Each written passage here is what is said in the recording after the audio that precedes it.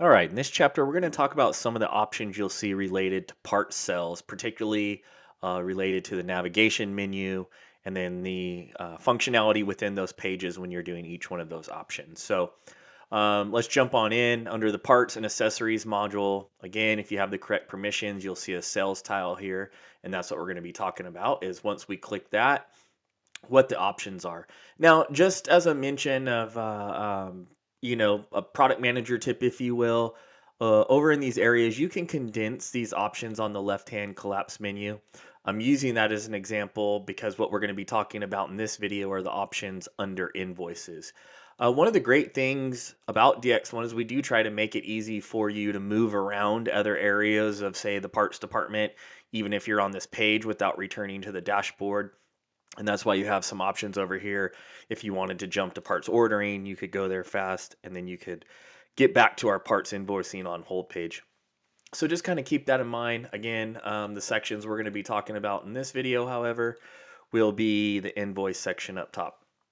All right, so let's just kind of go over the basic components of what we got on the on hold page and explain a couple things there. So as you can see when we land here, this is where you're going to have a list of invoices that are considered exactly how the page is titled, on hold.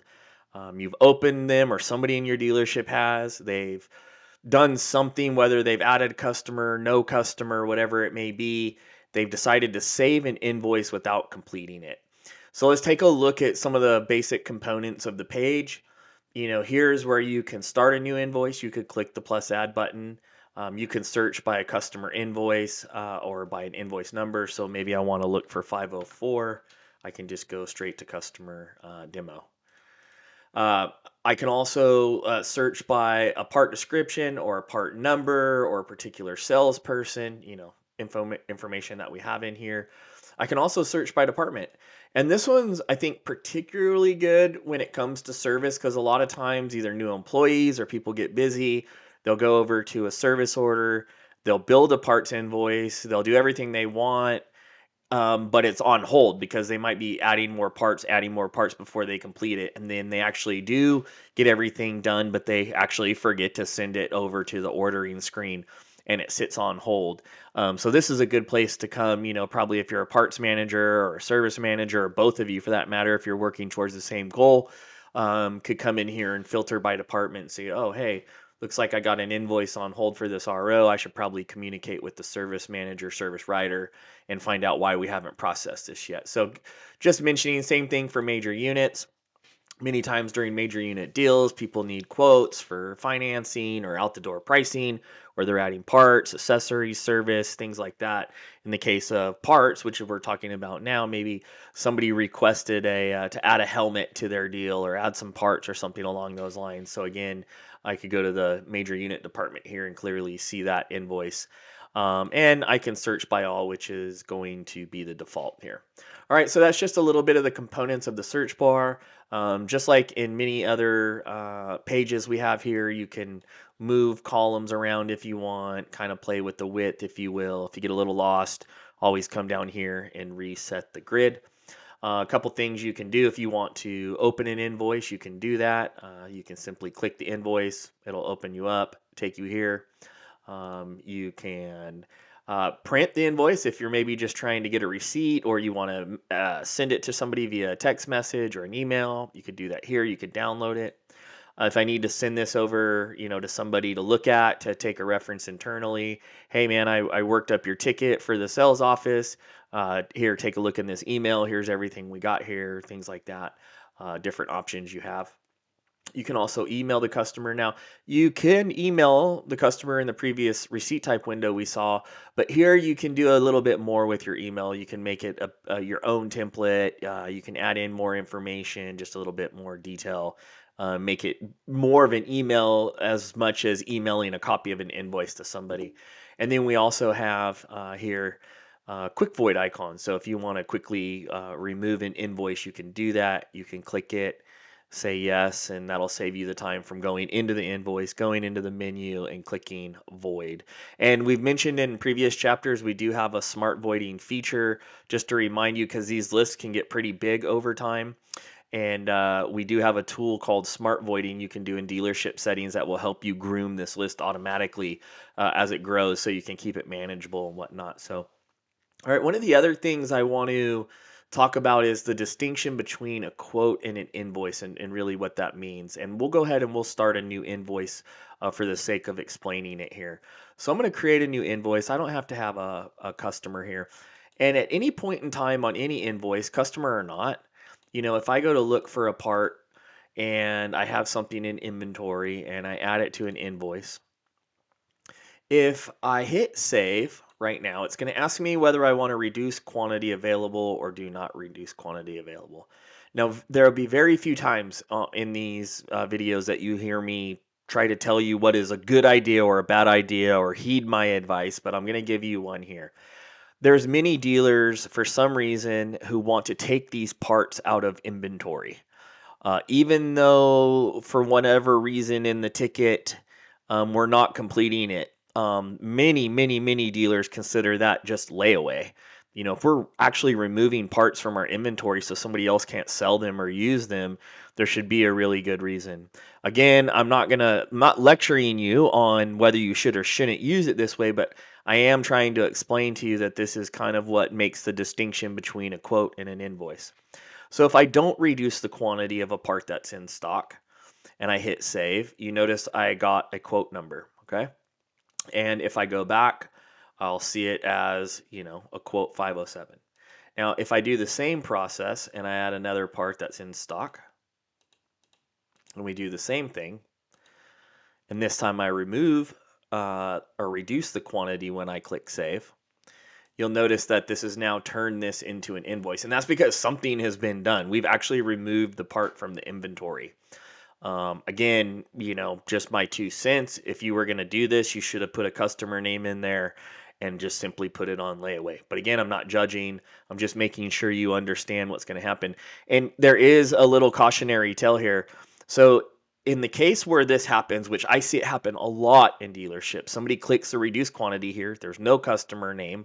Maybe was a phone call. They don't really know why they're going to do that.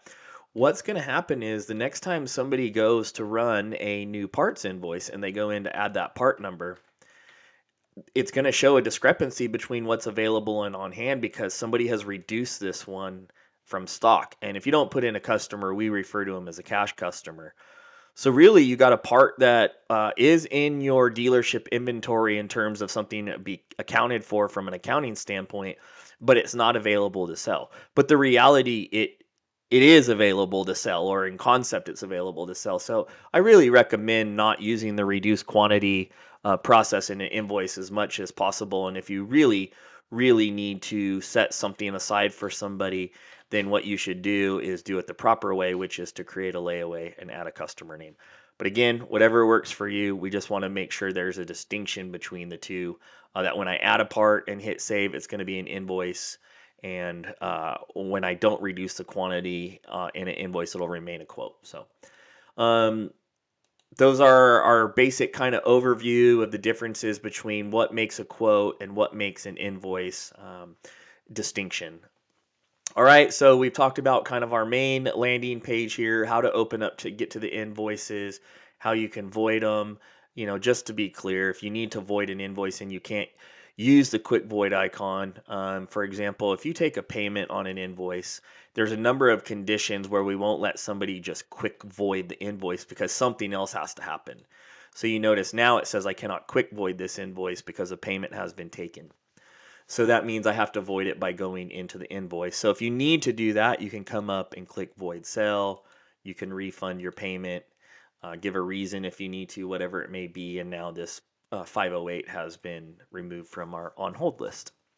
All right, so let's take a look at pickup refund. We're going to have a video coming up here in the next part of your couple series that's going to go through this whole process. So again, we're just going to talk very lightly as it is more of an option in the page itself. This is a page you're going to come to find things that you've put on layaway, special orders for customers.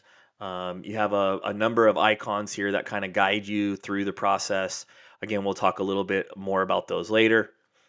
but the overall, it's the same functionality. You can look by part number, description, salesperson, customer name, department, and status. And these statuses in this drop down that you see correspond with these icons that are in the grid. If you hover over them, they'll give you what's called alt text. It'll tell you what they mean right there. All parts received with canceled parts. But again, just want to note that these statuses correspond with these colors. And I don't have every status in for the demo. Again, I try to keep the data clean. And again, here in a minute, in an upcoming chapter, you'll be able to see more about the whole special order process from beginning to end. So this is where you'll come to find your special order processes and invoices. History. Now, you notice here, I'm going to go backwards for a second. In this page, it's called Pick Up Refund. A refund, or at least what DX1 is considering refund, is something that happens on an invoice in progress. You know, you're doing something to refund somebody their money. Um, DX1 considers a return something different. And I know some of you might be shaking your head a little bit and say, what's the difference between the distinction? You're giving somebody their money back. I don't necessarily disagree. I'm just letting you know that this is how it was designed and here's how it works. And history is where you would come to do a return. And returns are not that difficult. You know, the major mistake I see people making is when somebody comes in to return, they'll open up a new parts invoice and they'll go in and they'll enter a part number and then they'll do a negative quantity. And although we'll let you do that, that is not the way you should do it, and it's not the way DX designed this to work. I know other systems can work that way, but what you're seeing right now is really not what you should be doing. If you have a return from a customer, whether you have their name or not, it's going to be in this list, as we can see cash customers. So maybe this customer came in, bought something, walked right out to his car, and realized for some reason he got the wrong item from you. You can come in here, you can return whatever items. In this case, I can show this was already returned in my history. So let me go and find one a little bit farther down here. In this case, maybe we need to return the part. I can come down here, put how many I need to return. I hit continue. I come in, it'll automatically tell me how much I should be refunding back to the customer. I'll refund the payment amount and hit complete sell. It's that simple to do a return in DX1. Again, if you have a cash customer, it's not going to stop you. It'll just be harder for you to verify that the person bringing in the part for the return is the same person that actually bought it from you. So, you know, that's just a recommendation is why it's good to always get a customer name on an invoice if you can. Okay, so again, if you need to do returns, if you need to look at a history, maybe somebody called in and just said, hey man, I have a question about an invoice. There's no problem. They're not doing returns. You can type their name in, find a particular invoice number if they have it. And then again, you could print it here, send it to them, email it, send it internally if you want, something along those lines. Okay, and voided is probably exactly what it sounds like. These are just invoices that have been voided, whether it be by the system, manually, quick void, voiding within the invoice. And people from time to time need to go back and particularly look at invoices that have been voided. And I'll tell you, a lot of times it happens in the service department because parts can go on to ROs and also can be removed as repairs are going on. Sometimes people void invoices they made. It's an easy way to get parts back into inventory, things like that. So that's what the voided page is going to do. It's going to give you a list of voided invoices, and you can click it open to view the invoice still if you need to send something via an SMS or email or internally like we talked about. You could also come up and send the email here using the bit more of the advanced email tool, as we discussed earlier in the grid. So those are your components of the parts invoicing interface in terms of clicking the part sales tile. You know, those are all the things you should expect to see, a little bit about each one. Again, in an upcoming chapter, we'll talk in detail about the pickup refund page as part of the special order process and how to start them and finish them. So if you're in the parts department, you're going to spend a lot of time here. So make sure you go through and know how all these processes work, and it should give you a big advantage moving forward.